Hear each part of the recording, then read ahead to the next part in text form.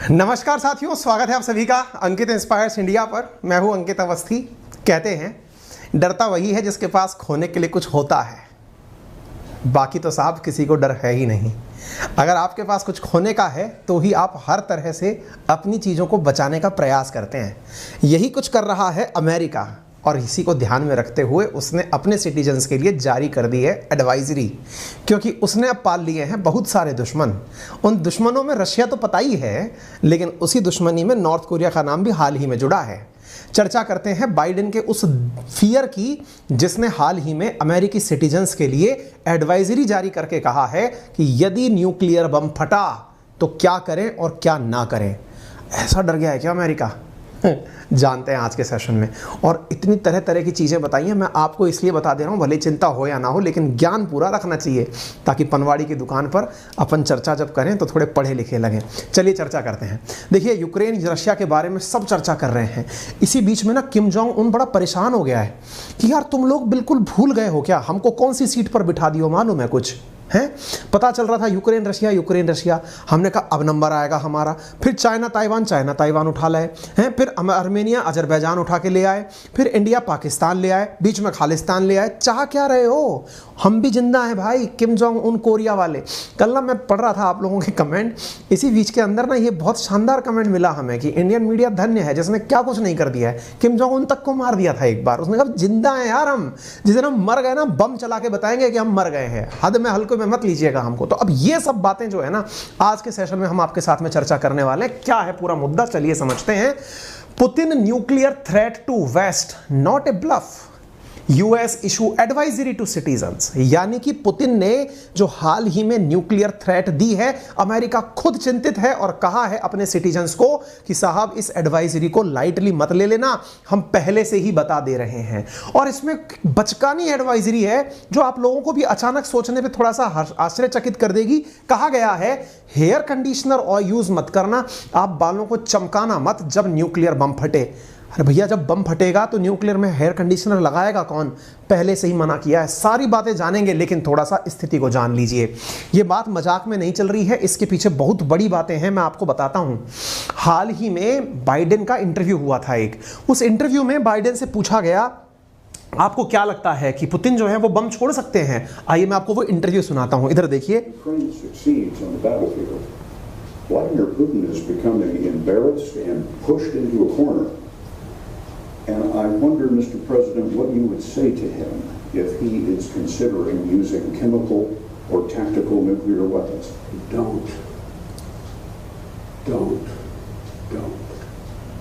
3 बार don't. ठीक है, क्या कहा है मैं फिर से सुनाऊं?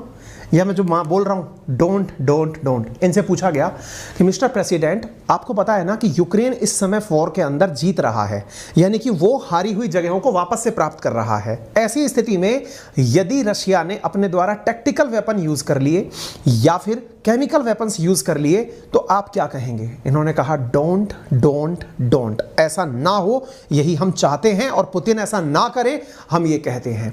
अगर ऐसा होता है, आप ये इंटरव्यू है, इस इंटरव्यू के अंदर इन्होंने पूरी बातें कही हैं। खैर, यहां पर इस बारे में चर्चा कैसे हुई, अब मैं उस तक आपको लेके चलता हूं। असल में क्या हुआ, 21 सितंबर के दिन की बात है ना, क्योंकि बातें बनने में थोड़ा समय लगता है।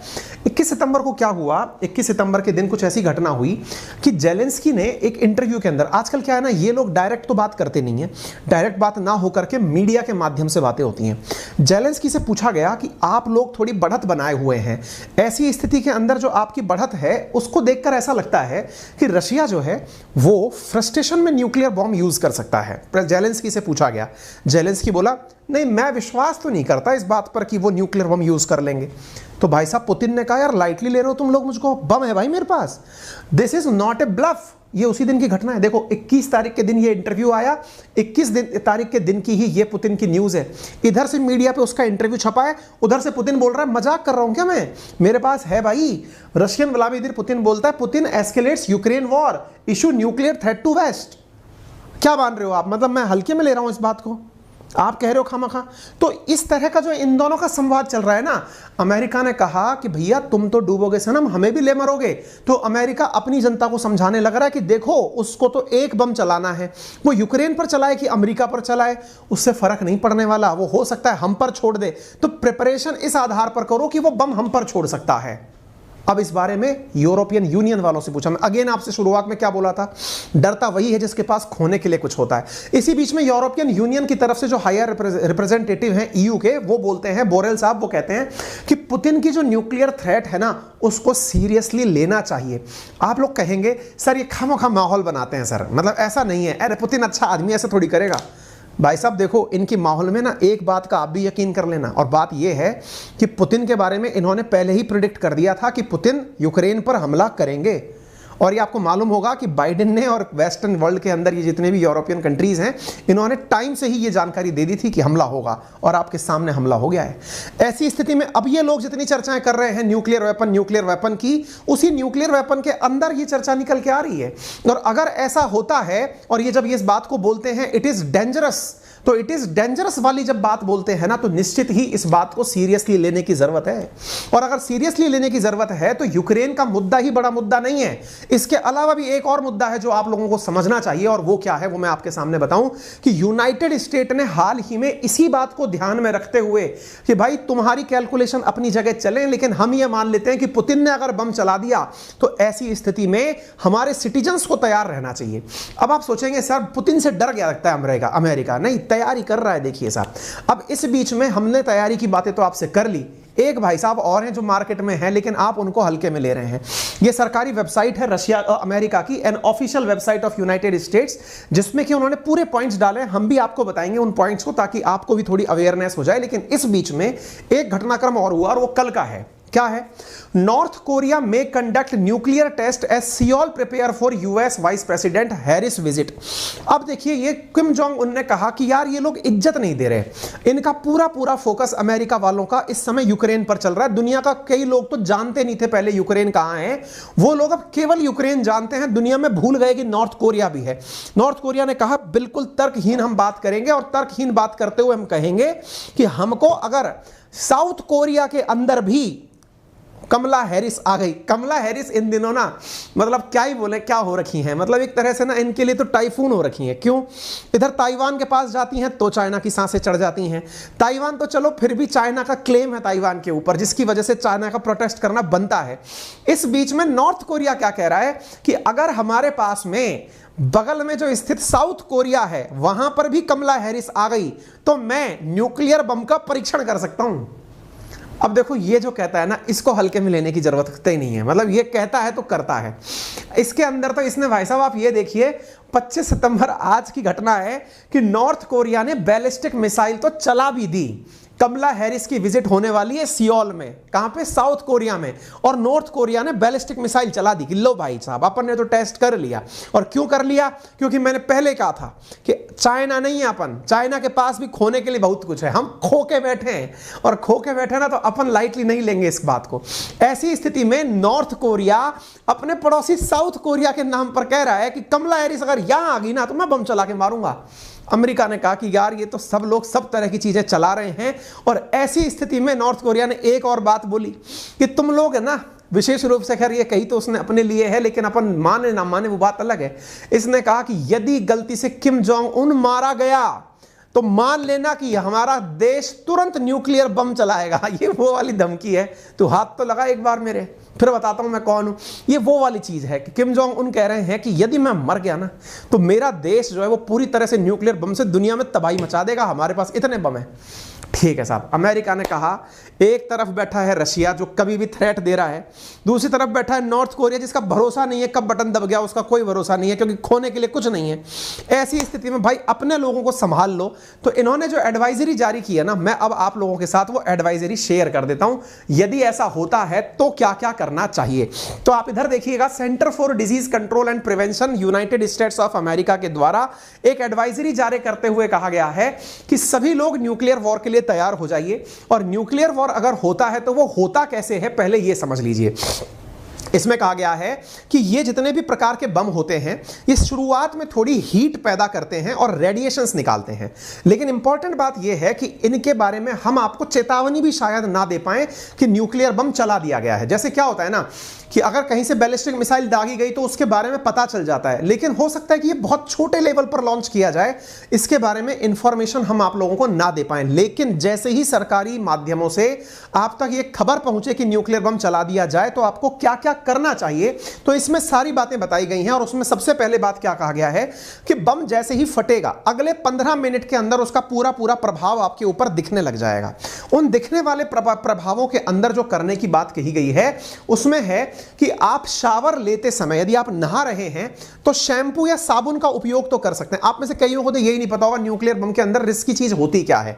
बम फटा तो आग निकलती है कि क्या? नहीं, आग चलो हीट तो निकलती ही है, लेकिन बहुत दूर तक उसकी रेडिएशंस निकल कर जाती हैं और रेडिएशंस ना हमको हमारे शरीर पर फील नहीं होती हैं। फील नहीं होने का मतलब होता है कि वो पता नहीं चलती हैं आपको कि मेरे ऊपर रेडिएशन का इन्फेक्शन आ गया है। बिल्कुल वैसे ही जैसे कोरोना आपको अपनी स्किन पर लग भी गया ना तो पता नहीं चलता कि मेरे ऊपर कोरोना लगा है कि नहीं लगा है।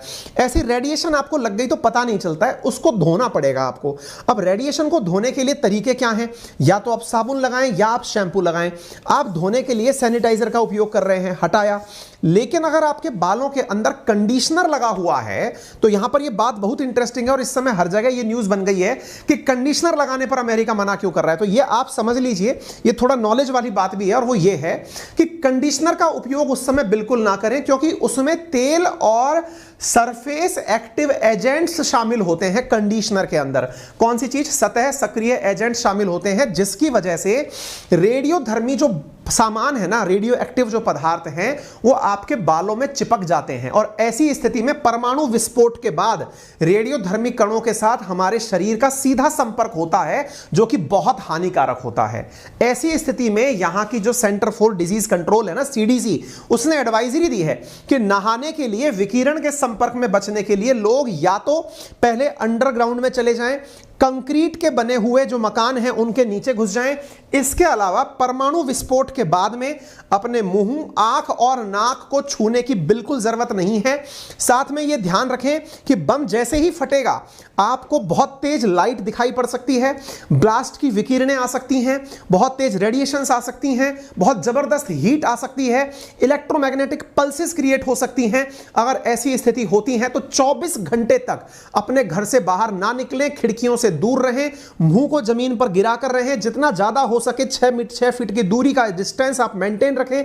अपने जानवरों को घर में रखें, आपको पता नहीं चलेगा कि उन पर भी रेडियो विकिरणों का इन्फेक्शन हो चुका है। हो सकता है आप इन्फेक्शन के बारे में अवेयर ना हो और ऐसी स्थिति में आपके पेट से आपके पास रेडियो वेव चले आ जाएं, जिसकी वजह से, और जितना ज्यादा हो सके सूचनाओं को संकलित करने में विश्वास रखें, जानकारी जितनी ज्यादा प्राप्त हो सके वो करें। दूसरा, बोले कोरोना काल में हमने शेल्टर होम्स बनाए थे। जैसे ही जानकारी प्राप्त चले कि कहीं बम फट गया है, जरूरी नहीं है कि आप तक उसकी हीट पहुंचेगी, हो सकता है रेडिएशन पहुंचे, इसलिए जितना जल्दी हो सके कोरोना के द्वारा बनाए, कोरोना के समय बनाए गए शेल्टर होम्स में तुरंत पहुंच जाएं और वहां पहुंचने के साथ साथ कम से कम 3 दिन का सामान अपने साथ लेकर जाएं, जिसमें बैटरी का पावर बैकअप आपके पास हो, कम से कम 3 दिन खाने का सामान आपके पास हो, ओढ़ने पहनने के कपड़े आपके पास हो, अगर कोई बुजुर्ग है तो उसकी दवाइयां आपके पास हो, पालतू जानवर है तो उसे जरूर साथ में रखें क्योंकि वो अपने द्वारा निकली विकिरणों को साथ में लेकर कहीं और फैला सकता है। ऐसी स्थिति में अपने साथ जरूरी सामान लेकर के अंडरग्राउंड में सेट हो जाएं। ये वो सारी चीजें हैं जो अपने साथ में रखने की एडवाइजरी जारी की गई है, यानी एक प्रकार से यह समझाने की कोशिश की गई है कि क्या करें और क्या ना करें। रिमेंबर रखें कि आपकी ही जिम्मेदारी है, आप कम से कम उन लोगों के लिए भी अपने पास में मटेरियल इकट्ठा करके रखें जिनको इन प्रकार के सामान नहीं मिल सकते, लोगों की मदद करें।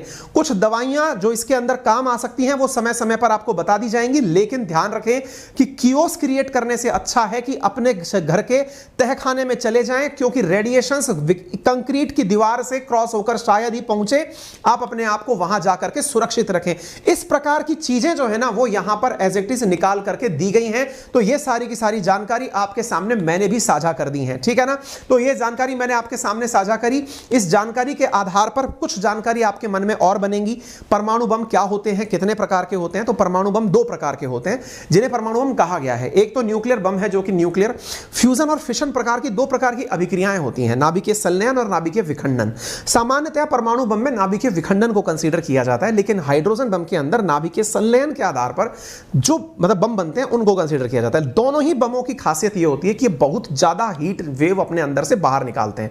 जब इनके द्वारा हीट वेव्स बाहर निकलती हैं, और हीट वेव्स बाहर निकलने के पीछे कारण क्या है, क्योंकि ये आइसोटॉप से निर्मित होती हैं, और आइसोटॉप विकिरणें जब बाहर आती हैं ना तो बड़ी मात्रा में लोगों को पेनिट्रेट करती हैं। आपको एहसास भी नहीं होगा और आपका शरीर जो है ना उसमें कोशिकाएं अंदर ही इंजर्ड हो जाएंगी, पता भी नहीं चलेगा। रेडिएशंस की पेनिट्रेशन से हमारे शरीर में आंखें, हमारी त्वचा, हमारे अंदर के ऑर्गन सब खराब हो जाएंगे। ऐसी स्थिति में चाहे फ्यूजन हो या फिशन हो, दोनों ही बम बहुत जबरदस्त हीट तो पैदा करते ही हैं और बहुत दूर तक रेडिएशन पैदा करते हैं। यही कारण है कि इनके द्वारा निकलने वाली चीजें बिल्डिंग, लोगों को, चीजों को, सबको बर्बाद करती हुई बाहर निकल जाती हैं। आप इससे अंदाजा लगाइए, अगर 100 किलो टन का न्यूक्लियर बम फोड़ दिया जाए तो वो कम से कम 1.8 किलोमीटर के एरिया को तो पूरी तरह तबाह कर देगा, 5 किलोमीटर के एरिया को बहुत नुकसान पहुंचाएगा, 3 किलोमीटर के एरिया में गंभीर तबाही मचाएगा और 8 किलोमीटर तक के एरिया में नुकसान के असर नजर आएंगे।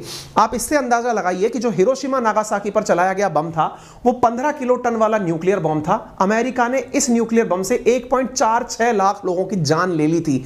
यानी 15 किलो टन का जो न्यूक्लियर बम था ना उसने 1.5 लाख लोगों को मार दिया था। आप इससे अंदाजा लगा सकते हैं। न्यूक्लियर अटैक से पहले हिरोशिमा की आबादी थी 3.45 लाख, 1.40 लाख मौतें हो गई थी इस साल के अंत तक। आप इससे अंदाजा लगाइए, क्योंकि रेडिएशंस के बाद में निकलने वाली जो छटपटाहट है ना उससे बड़ी संख्या में लोगों की मृत्यु होती है। 70,000 लोगों की मौत तुरंत हो गई थी जिस समय बम फटा था। आप इससे अंदाजा लगाइए। हिरोशिमा नागासाकी की घटना 1945 की थी। उसके बाद दुनिया के देशों ने अपने द्वारा बड़ी मात्रा में बमों का संग्रह करना शुरू किया, और अमेरिका और रूस दोनों ही अपने पास न्यूक्लियर बम रखते हैं और दोनों की राष्ट्रपति किसी भी समय न्यूक्लियर बम के हमले की जानकारी दे सकते हैं। अमेरिकी राष्ट्रपति हमेशा अपने पास एक ब्रीफकेस रखते हैं जिसमें कि न्यूक्लियर का जो है ना उसको न्यूक्लियर फुटबॉल के नाम से जाना जाता है, उसमें किसी भी समय आदेश दिया जा सकता है। मतलब किसी भी समय अमेरिकी राष्ट्रपति इस चीज का आदेश दे सकते हैं। न्यूक्लियर वेपन इस्तेमाल करने का जो आदेश है वो इन्हीं के पास होता है। रूस के राष्ट्रपति के पास भी परमाणु मिसाइलों के कोड जो है वो न्यूक्लियर ब्रीफकेस में होते हैं। जब राष्ट्रपति सोते हैं तब भी ब्रीफकेस उनके 10 से 20 मीटर के दायरे में रखा होता है। रूस पर किसी हमले की नौबत आने पर ब्रीफकेस का अलर्ट अलार्म बजने लगता है। आप इससे अंदाजा लगाइए कि ये अपने पास में दिव्य शक्तियों के रूप में इन बमों को लिए एनी टाइम घूमते हैं। आप इससे अंदाजा लगा सकते हैं दुनिया के पास कितने परमाणु बम है, तो इससे अंदाजा लगा लीजिए। North Korea 20, Israel 90, Pakistan 165, India 160, Britain 225, रूस 6977, ये 5977, ये 5428, चीन के पास 350। इतने न्यूक्लियर बम दुनिया के पास में वर्तमान में प्रेजेंट हैं। यानी ये अपने आप में एक बहुत बड़ी चुनौती है न्यूक्लियर बम का होना, और अगर ऐसी स्थितियां होती हैं तो निश्चित ही ये मानवता के लिए बहुत ही चुनौतीपूर्ण होगा। अगर जानकारी आपको इतनी देर तक सुनने का मौका मन किया हमारी जानकारी को, तो कृपया करके वीडियो को लाइक करने का कष्ट कर दीजिएगा। आप अपने मित्रों से भी इसे साझा कर सकते हैं। हमारे लिए आपकी तरफ से ये बहुत बड़ा कंट्रीब्यूशन कंसीडर किया जाता है। और अंकित इंस्पायर इंडिया पर अगर आप नए हैं तो प्लीज़ इसे सब्सक्राइब भी कर लीजिए, क्योंकि हमारी पूरी टीम आप तक बेहतरीन जानकारी पहुंचाने के लिए दिन रात मेहनत करती रहती है। हमसे कनेक्ट करने के लिए आप हमारे साथ हमारे वेरीफाइड टेलीग्राम चैनल अंकित अवस्थी सर, जो कि ब्लू टिक के साथ अवेलेबल है, और GK by Ankit Awasthi sir पर कोऑर्डिनेट कर सकते हैं। आपका समय शुभ हो। बहुत बहुत धन्यवाद।